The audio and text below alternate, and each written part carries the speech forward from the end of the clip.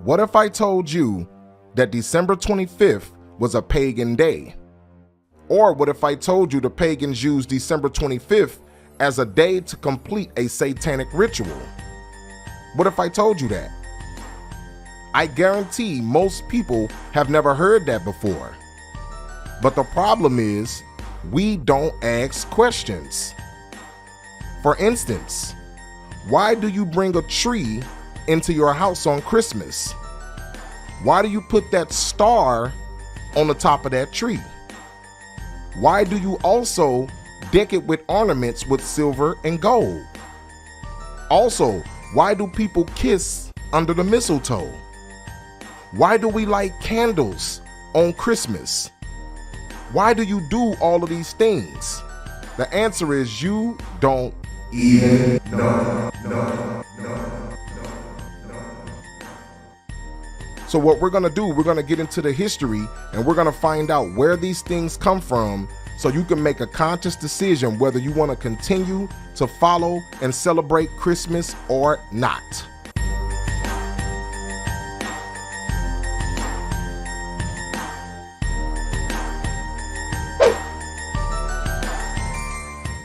We're going to be reading from this book called Two Babylons by Alexander Hislop.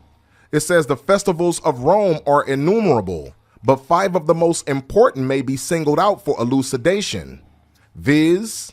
Christmas Day, Lady Day, Easter, the Nativity of St. John, and the Feast of Assumption. Each and all of these can be proved to be Babylonian. And first, as to the festival in honor of the birth of Christ, or Christmas, how comes it that the festival was connected with the 25th of December? There is not a word in the scriptures about the precise day of his birth or the time of year when he was born. What is recorded there implies that whatsoever time his birth took place, it could not have been on the 25th of December. December 25th goes all the way back to ancient Babylon. All right, they had paganistic customs and rituals. It was during the time of the winter and summer solstice. The winter solstice is the time where the night is at its longest extent, and the summer solstice is the time when the daytime is during its longest extent. So the pagans back then took these 2 days and they started to make deities out of them, with the winter solstice being dark, representing evil, and the summer solstice being the light, representing the good. The pagans took these days and they started to make deities out of these days. So, for instance, like the Egyptian god Horus, he was born on December 25th. The Greek god Helios, he was born on December 25th. The Greco-Roman god Apollo, he was born on December 25th. The Hindu god Mithra was also born on December 25th. And also Baal, who was named after Nimrod, who after Nimrod's death became deified by his mother Semiramis, and who was said to become the sun god, he was also born on December 25th. So all the historians and the elite know that December 25th was always used as a day to conjure up demons and to complete a satanic ritual. They already know this already.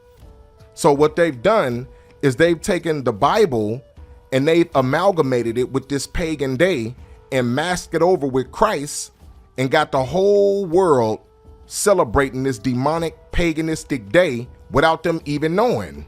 At the time that the angels announced his birth to the shepherds of Bethlehem, they were feeding their flocks by night in the open fields. Now, no doubt the climate of Palestine is not so severe as the climate of this country, but even there, though the heat of the day be considerable, the cold of the night from December to February is very piercing. And it was not the custom for the shepherds of Judea to watch their flocks in the open fields later than about the end of October.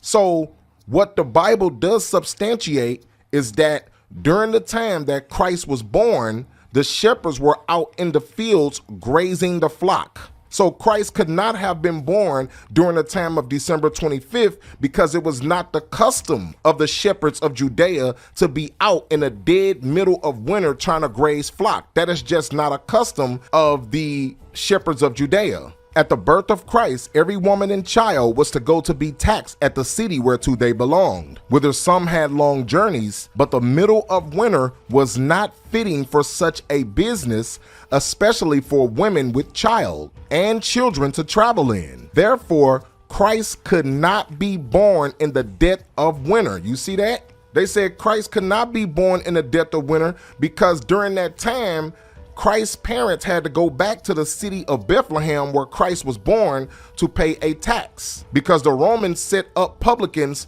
so people could come back to the cities where they were from to pay tribute. And the Romans would not have set up a time like that during that time of winter because people had to travel. If you know anything about the history of Judea, if you know anything about the history of the Israelites, you know that they traveled on foot, they traveled on camels, right? But they don't have heat to keep themselves warm for them to travel like that.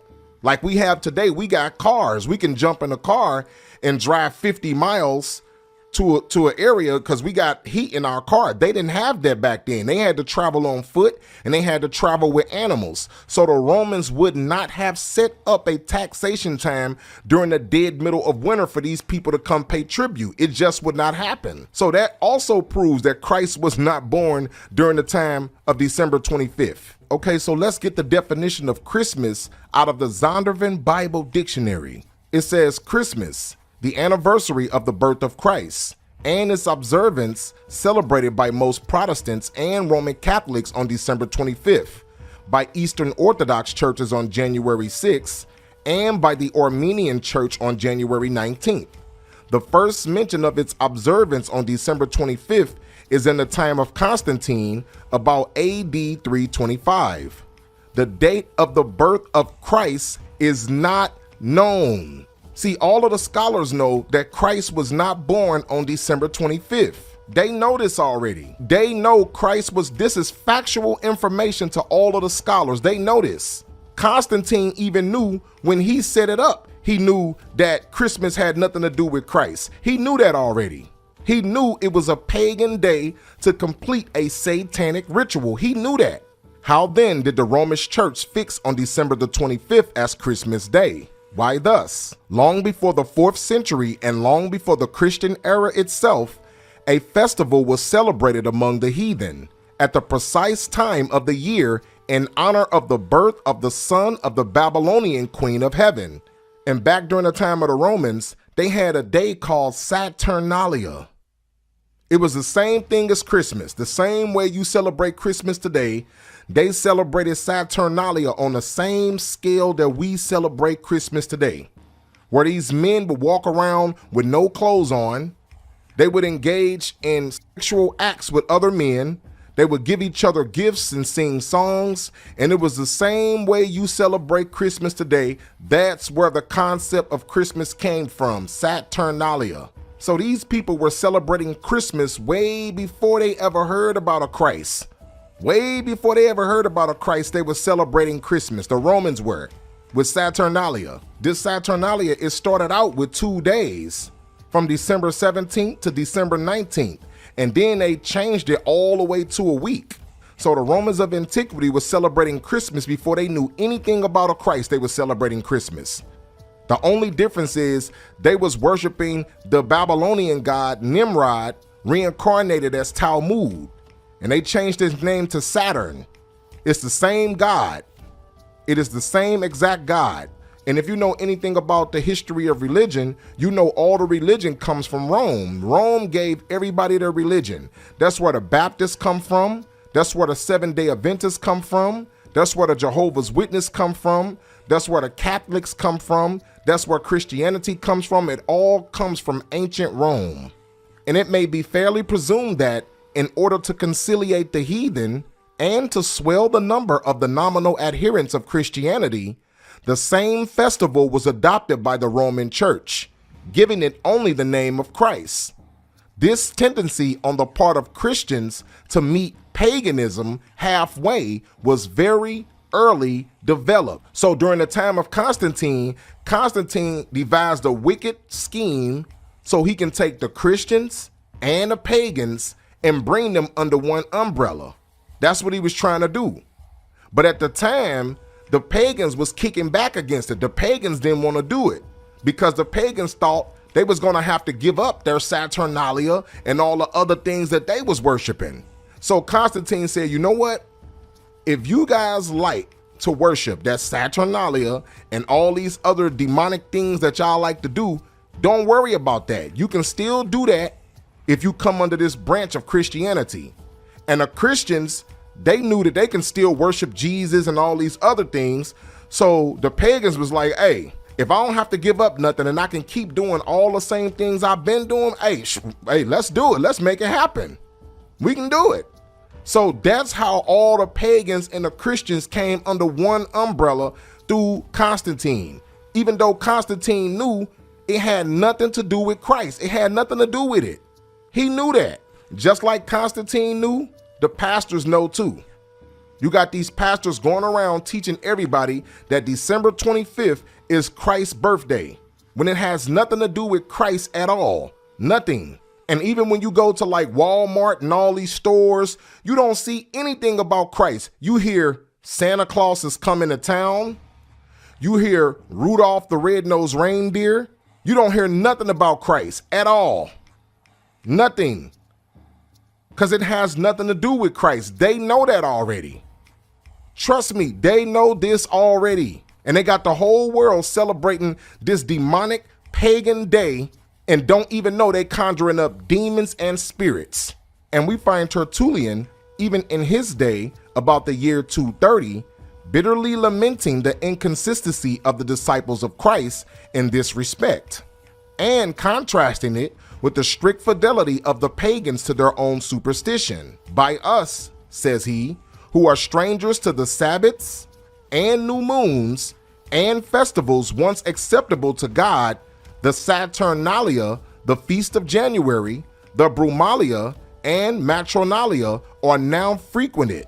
Gifts are carried to and fro, New Year's Day presents are made with din, and sports and banquets are celebrated with uproar. Oh, how much more faithful are the heathen to their religion, who take special care to adopt no solemnity from the Christians. Upright men strive to stem the tide, but in spite of all their efforts, the apostasy went on till the church, with the exception of a small remnant, was submerged under the pagan superstition. So during that time, when Constantine brought everybody under the same roof, you still had a few group of Christians who were still following Christ, who still wanted to follow the Bible as it is written. But because so many pagans came in during that time, they kind of washed those Christians out, and they eventually moved on and let paganism take over. And that's how we got Christmas today, because it was passed down from the Babylonians to Rome to the Greeks and everybody else. And that's how we got it today. That Christmas was originally a pagan festival is beyond all doubt. The time of year and the ceremonies with which it is still celebrated proves its origins. In Egypt, the son of Isis, the Egyptian title for the Queen of Heaven, was born at this very time, about the time of the winter solstice. The very name by which Christmas is popularly known among ourselves, Yule Day, proves at once its pagan and Babylonian origin.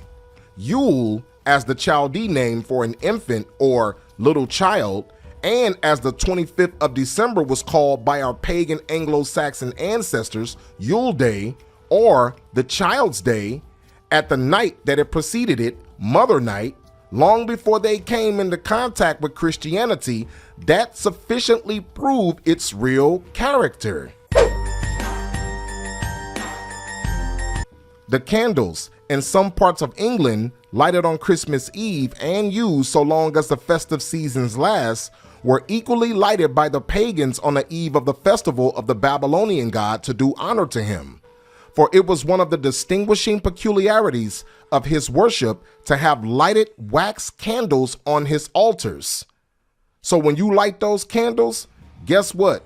You are representing and worshiping Nimrod. It is completing a satanic ritual. It is Babylonian. It is a paganistic custom. And what's crazy to me is most Christians think that they're worshiping Christ by celebrating Christmas, not knowing in the very Bible that they read, it tells you not to worship it. Jeremiah chapter 10 and verse 1. Hear ye the word which the Lord speaketh unto you, O house of Israel. Thus saith the Lord, learn not the way of the heathen, and be not dismayed at the signs of heaven. For the heathen are dismayed at them, for the customs of the people are vain. For one cutteth a tree out of the forest, the work of the hands of the workmen with the axe. They deck it with silver and gold, they fasten it with nails and with hammers that it move not. You see that? So in the Bible, it says, learn not the way of the heathen. It said they take a tree and they cut it out the forest and they deck it with silver and gold. What is that talking about? Christmas. That Christmas tree represents a false god. The Christmas tree, now so common among us, was equally common in pagan Rome and pagan Egypt. In Egypt, that tree was the palm tree. In Rome, it was the fir, the palm tree denoting the pagan Messiah as Baal Tamar, the fir referring to him as Baal Berith. The mother of Adonis, the sun god and great mediatorial divinity, was mystically said to have changed into a tree. You see that? So these are all pagan gods, Baal Tamar and Baal Berith. These are all false gods that stem from pagan Babylon. So when you bringing that tree in the house and decking it and trying to fix this tree up all pretty and putting lights on it, you are completing a satanic ritual. It's Babylonian. So we need to understand where these things stem from before we start celebrating certain holidays, and we need to understand where they come from. A lot of these things are pagan, they come from ancient Babylon, and a lot of these things are basically having the entire world completing a satanic ritual.